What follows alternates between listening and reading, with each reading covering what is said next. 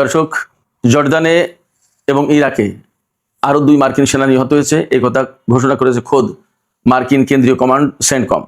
এপাশে ইরানের আইআরজিসি দাবি করেছে তারা জর্দানে হামলা চালিয়েছে আকাবা বিমানবন্দরে এবং সেখানে আমেরিকার বেশ কয়েকটি C-17 পরিবহন বিমান এবং P-8 কমান্ড অ্যান্ড কন্ট্রোল বিমান ক্ষতিগ্রস্ত হয়েছে উল্লেখযোগ্যভাবে। এবং এই হামলায় তথ্য দিয়ে সহযোগিতা করেছে জর্দানের নাগরিক এবং সেনারা। এই জন্য আইআরজিসির পক্ষ থেকে তাদের প্রতি কৃতজ্ঞতা জানানো হয়েছে। এদিকে গত রাতেও আমেরিকা এবং ইরানের মধ্যে পাল্টা হামলার ঘটনা ঘটেছে। তবে বিভিন্ন সূত্র থেকে জানা যাচ্ছে যে স্পেন এবং আর্জেন্টিনার মধ্যকার যে ফাইনাল ম্যাচ, সেই ম্যাচ এবং পুরস্কার বিতরণী শেষ হওয়ার পরে আমেরিকা ইরানের উপর হামলা শুরু করে এবং তার জবাবে ইরানও হামলা চালিয়েছে। এদিকে গতকাল ইরানের যে একটি নির্মাণাধীন একটি পরমাণু কেন্দ্রে হামলা চালানো হয়েছিল, তার জবাবে কুয়েতের আল সুমায়া বিদ্যুৎ কেন্দ্রে ইরান হামলা চালিয়েছে এবং বিদ্যুৎ কেন্দ্রটি ধ্বংস হয়ে গেছে বলে আইআরজিসি দাবি করেছে। আরেকটি গুরুত্বপূর্ণ খবর আছে, সেটি হচ্ছে গতকাল আমেরিকায় আর্জেন্টিনা এবং স্পেনের যে ফাইনাল ম্যাচ হয়েছে ফুটবল বিশ্বকাপের, সেই ম্যাচের পরে পুরস্কার বিতরণী করা হয় এবং স্পেনের দল যখন কাপ হাতে সেলিব্রেশনে মেতে ওঠে, অর্থাৎ আনন্দ উল্লাস প্রকাশ করতে থাকে, সেখানে মার্কিন প্রেসিডেন্ট ডোনাল্ড ট্রাম্পও স্পেনের খেলোয়াড়দের সঙ্গে সেলিব্রেট করার চেষ্টা করে, কিন্তু খেলোয়াড়রা তাকে বিনয়ের সাথে সরিয়ে দেয়। অর্থাৎ স্পেনের খেলোয়াড়রা ডোনাল্ড ট্রাম্পের সাথে তাদের কাপ জয়ের যে আনন্দ সেটা উদযাপন করতে চায়নি।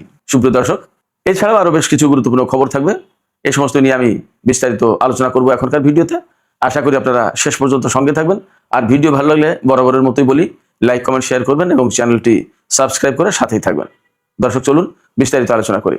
আমরা গত কয়েকদিনের যে সমস্ত ঘটনা প্রবাহ, বিশেষ করে আমেরিকা এবং ইরানের মধ্যকার যুদ্ধের ঘটনা প্রবাহের কথা বলছি, তাতে আমরা দেখতে পাচ্ছি যে জর্দানকে সবচেয়ে বেশি লক্ষ্যবস্তুতে পরিণত করেছে এখন ইরান। এখানে কয়েকটা কারণ হতে পারে এমন যে কুয়েত, বাহরাইন, সংযুক্ত আরব আমিরাত, কাতার, সৌদি আরব, এই সমস্ত জায়গায় যে সমস্ত ঘাঁটি ছিল, আমেরিকার সেই সমস্ত ঘাঁটির বেশিরভাগই মারাত্মকভাবে ক্ষতিগ্রস্ত হয়েছে বা ধ্বংস হয়ে গেছে। যার কারণে এখান থেকে সেনা, লজিস্টিক্স সাপোর্ট, বিমান টিমান, এই সমস্ত অনেক কিছু জর্দানে সরিয়ে নিয়েছে। জর্দান যেহেতু তুলনামূলক ইরান থেকে দূরে, আবার ইসরায়েলেও কিছু কিছু সরিয়ে নিয়েছে বলে খবর তো বেরিয়েছে। তো এই জর্দানকে গতকালকেও টার্গেট করেছে আইআরজিসি এবং নতুন করে জর্দানের আকাবা বিমানবন্দরে হামলা চালিয়েছে।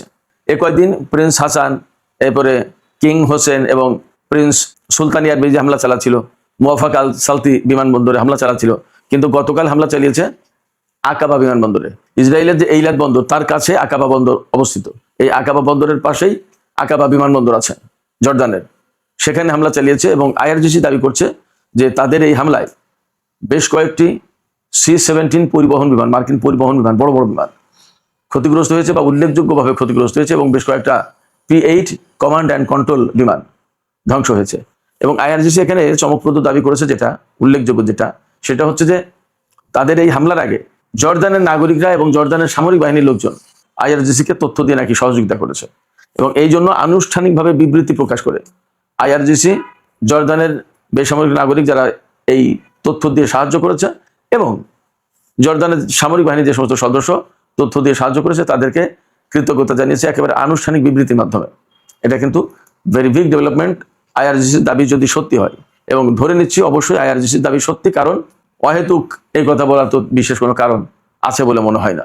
এপাশে মার্কিন সামরিক বাহিনীর জন্য আরেকটা বিপর্যয়কর খবর আছে। মার্কিন সামরিক বাহিনীর যে কেন্দ্রীয় কমান্ড সেন্টকম, তারাই এই খবর জানিয়েছে বিবৃতি দিয়ে, আনুষ্ঠানিক বিবৃতি দিয়ে, যে জর্দানে এবং ইরাকে আরো 2 জন সেনা মারা গেছে।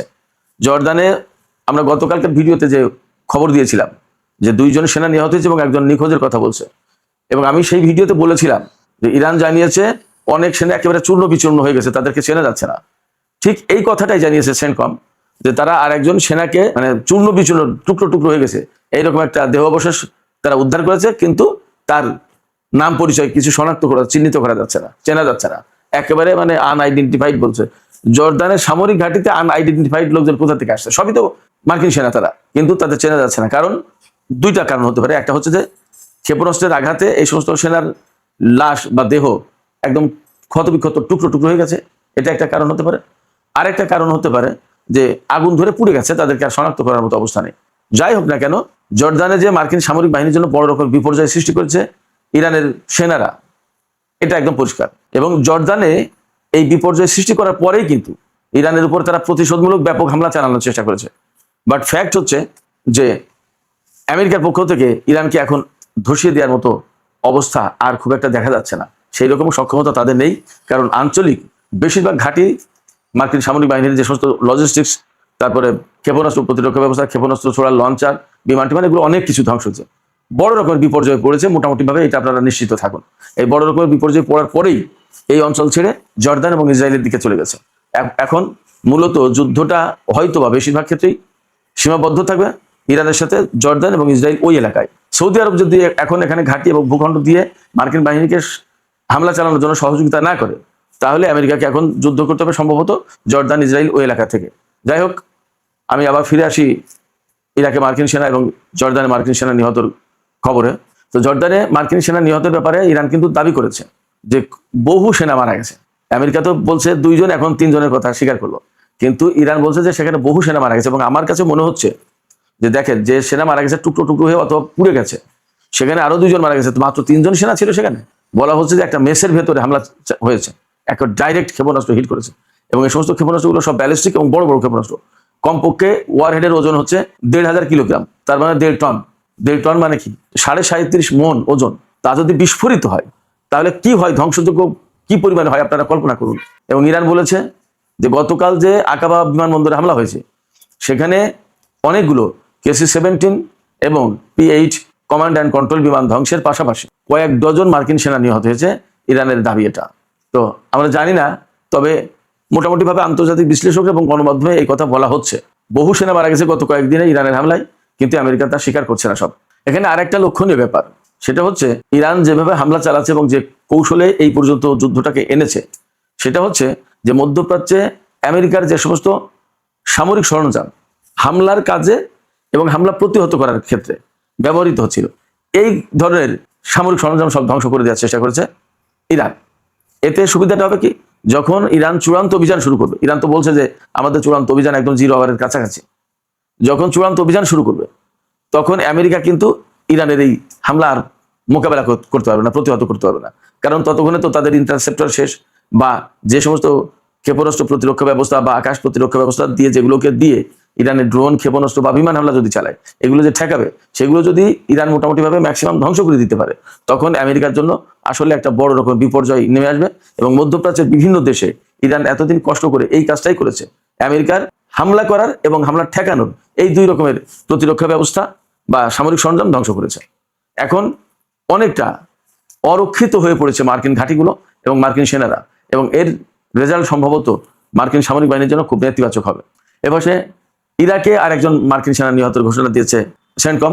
তারা বলেছে যে ইরানের ছোড়া একটা ড্রোন, সেই ড্রোন নাকি ভূপাতিত হয়েছিল, তার একটা অংশ নিষ্ক্রিয় করতে গিয়ে নাকি এই মার্কিন সেনা নিহত হয়েছে।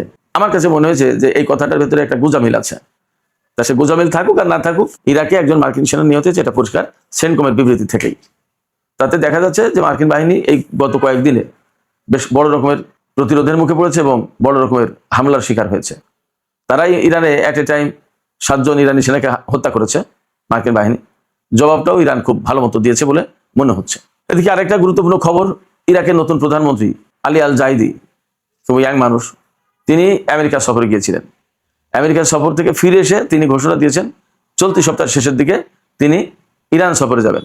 চলতি সপ্তাহ শেষ হতে পারে বৃহস্পতি, শুক্র, শনি, রবি, এই 4 দিনের যে কোনো একদিন। এখন এই যে সফরে যাবেন, এই সফরে নাকি তিনি ইরানের সর্বোচ্চ নেতা আয়াতুল্লাহ মুস্তফা খামেনি তার সাথে সাক্ষাৎ করতে চেয়েছিলেন, কিন্তু আমি বিভিন্ন সামাজিক মাধ্যমের পোস্টে দেখতে পাচ্ছি যে ইরানের কর্তৃপক্ষ সর্বোচ্চ নেতার সাথে সাক্ষাৎ করতে দিতে রাজি হয়নি।